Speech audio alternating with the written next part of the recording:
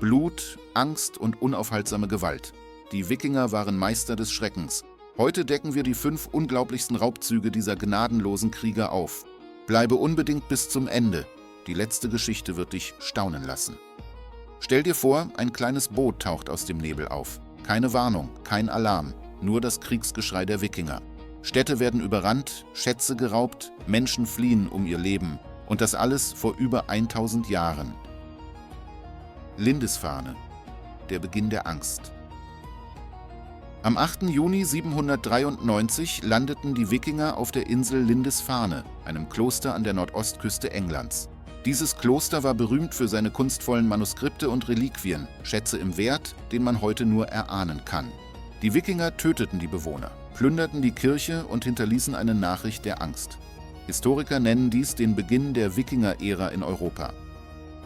Doch dies war nur der Anfang. Ihre nächste Tat würde sogar die mächtigsten Könige Europas erzittern lassen. Paris, der Schock an der Seine.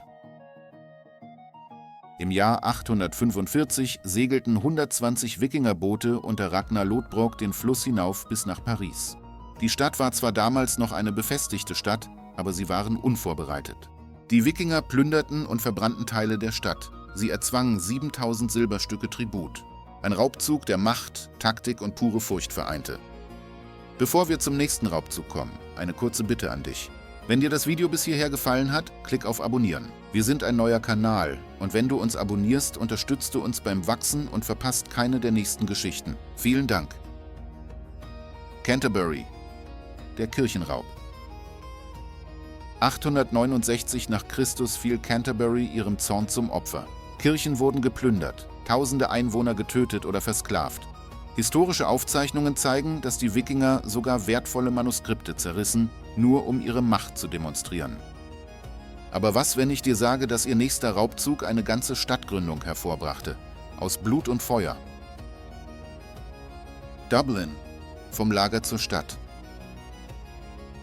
Im Jahr 841 errichteten Wikinger erstmals ein dauerhaftes Lager in Irland, Dublin. Aus dem Raubzug wurde eine Siedlung, die bald zu einem Handelszentrum aufstieg. Doch die ersten Jahre waren brutal. Die Wikinger plünderten Küstenstädte, verschleppten Menschen und machten Dublin zum Symbol ihrer Macht im Atlantik. Und dennoch reichte ihnen dies nicht. Ihr Blick wanderte weiter, über tausende Kilometer, zu einer Stadt, die als uneinnehmbar galt. Konstantinopel, der größte Schatz. Die Wikinger segelten tausende Kilometer entlang der Flüsse Osteuropas bis nach Konstantinopel. Dort dienten sie zunächst als Söldner, plünderten Handelsposten und verlangten Tribut von Kaisern. Historiker berichten, dass sie enorme Reichtümer mit nach Hause brachten. Gold, Edelsteine und sogar exotische Waren aus Asien. Kein Raubzug war so weit entfernt, kein Schatz so groß. Doch viele Wikinger kehrten nie zurück. 5 Raubzüge, 5 Geschichten von Blut, Macht und Angst. Und das ist nur ein Bruchteil dessen, was die Wikinger angerichtet haben. Welche Tat erschüttert dich am meisten? Schreib es in die Kommentare. Vielen Dank.